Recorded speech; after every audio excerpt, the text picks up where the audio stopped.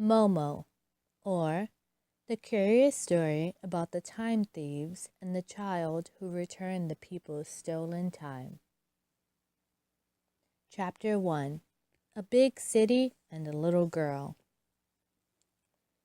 Long, long ago, when people spoke different languages from the ones we speak today, many magnificent cities flourished in the warmer parts of the world. There were large palaces for kings and emperors. There were broad streets, narrow alleyways, and winding lanes.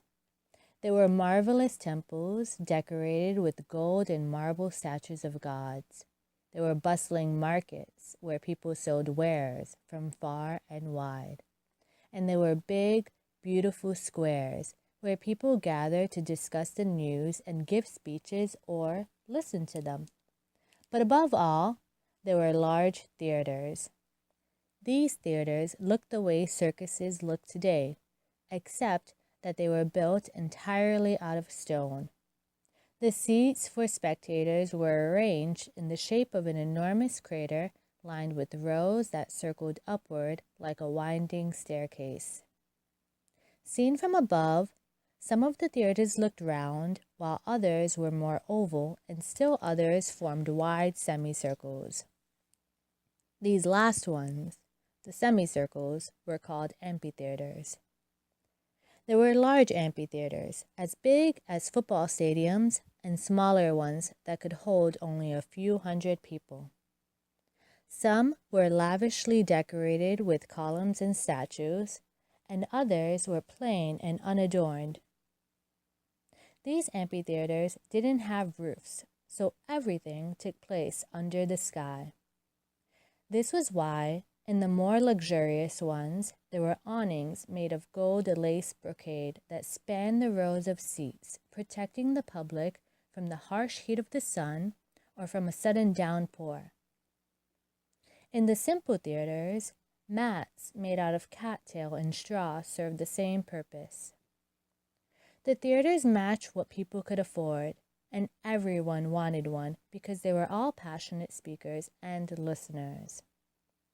When they saw exciting or amusing events being acted out on the stage, it was as if, in some mysterious way, the make-believe lives that they saw before them were more real than their own everyday lives, and they loved to watch and listen in on this other reality.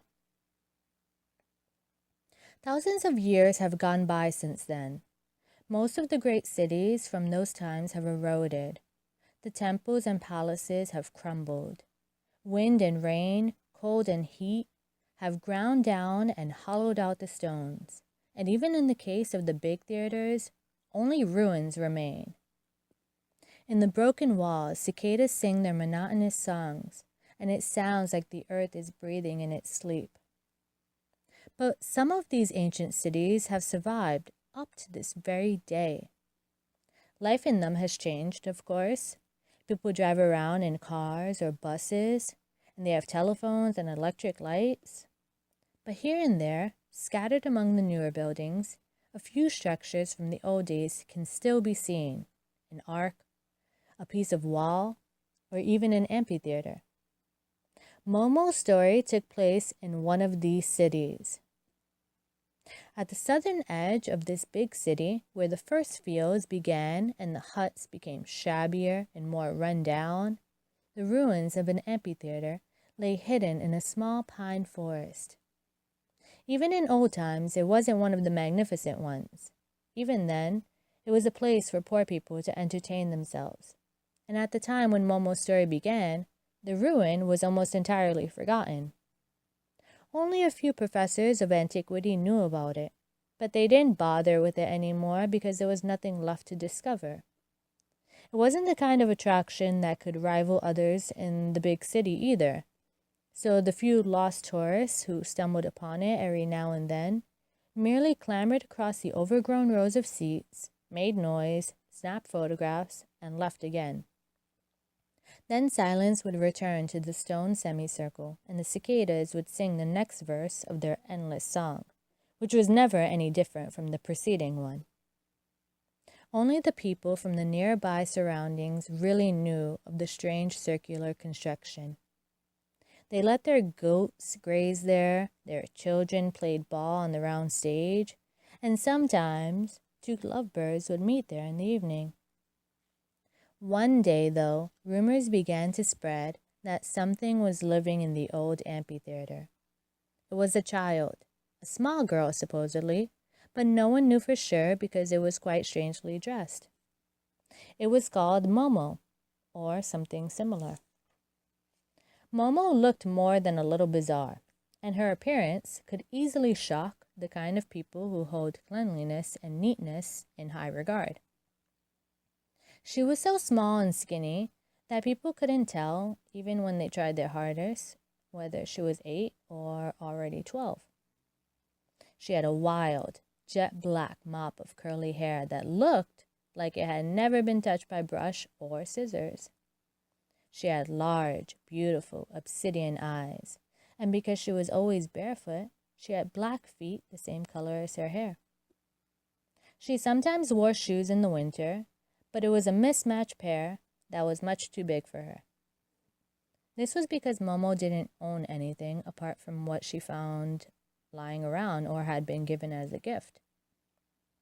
Her skirt was made of many different colorful swatches of fabric sewn together, and it reached all the way down to her ankles.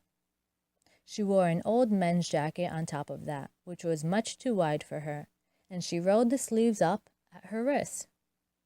As a precaution, Momo hadn't cut the sleeves because she wisely recognized that she would probably still grow, and who knew if she would ever again find such a beautiful and practical jacket with so many pockets. There were a few collapsed chambers under the overgrown stage of the ruined amphitheater that could be reached through a hole in the outer wall, and it was in one of these that Momo decided to make her home. One afternoon, a few people from the neighborhood came by and tried to talk to her. Because she was worried that they would chase her away, Momo stood across from them, glaring apprehensively. But she soon realized that these were friendly people who were poor like her and who knew the hardships of life. "So," said one of the men, "you like it here?" "Yes," answered Momo. "And you want to stay here?" "Yes, please." "But aren't you supposed to be somewhere?" "No." "I mean, don't you have to go back home?" "This is my home," Momo quickly assured them. "But where are you from?" Momo made an ambiguous movement with her hand, which seemed to suggest somewhere in the distance. "Who are your parents, then?" the man persisted. Momo looked helplessly from him to the others and shrugged her shoulders a little. The people looked at one another and sighed. "You don't have to be afraid," the man continued. "We don't want to chase you away. We only want to help you." Momo nodded silently, but wasn't quite convinced yet. "Your name is Momo, right?" "Yes." "That's a pretty name, but I've never heard it before. Who named you that?" "I did." "You named yourself that?" "Yes." "When were you born?" Momo thought about this. "As far as I can remember," she finally said, "I've always been here."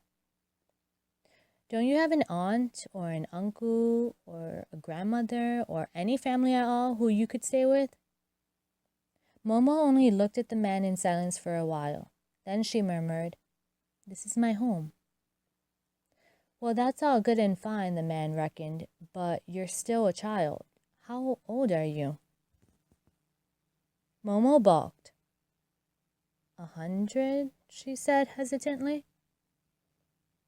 The people laughed because they thought she was joking. "Seriously, how old are you?"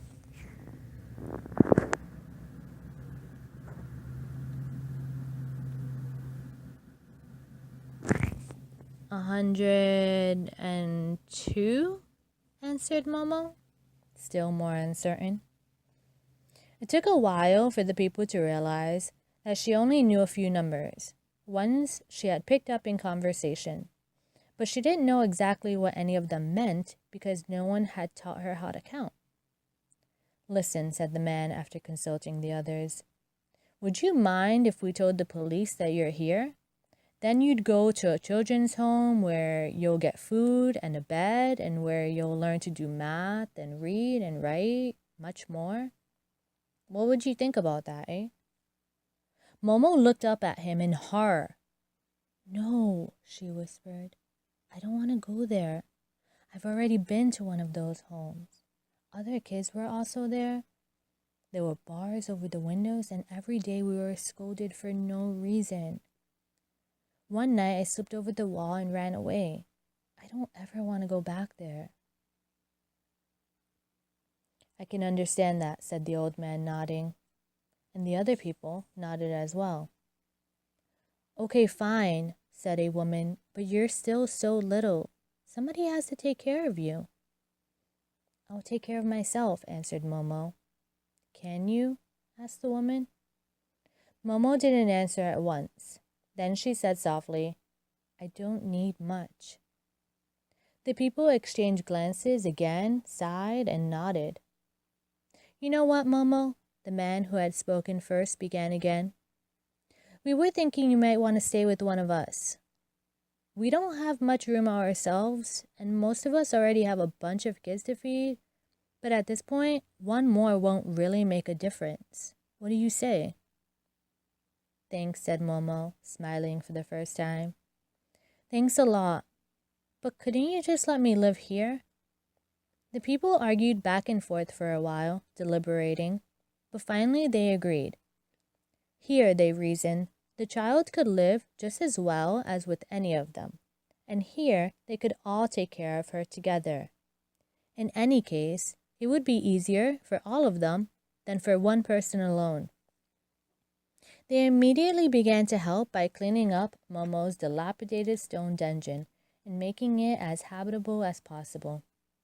One of them, a bricklayer, even built Momo a small stone stove, somehow producing a rusty stovepipe to go along with it. An old carpenter nailed a few crate boards together to make a small table and 2 chairs. Finally, some women brought a rusted iron bed frame, ornamented with curlicues, a mattress that was only a little ripped, and 2 blankets. Last of all, the bricklayer, who was also a bit of an artist, painted a pretty flower painting on the wall. He even painted a pretend frame around it and pretend nails. Suddenly, the stone hole under the stage of the ruin had become a cozy little room. Then the people's children came and brought all the leftover food they could scrounge together.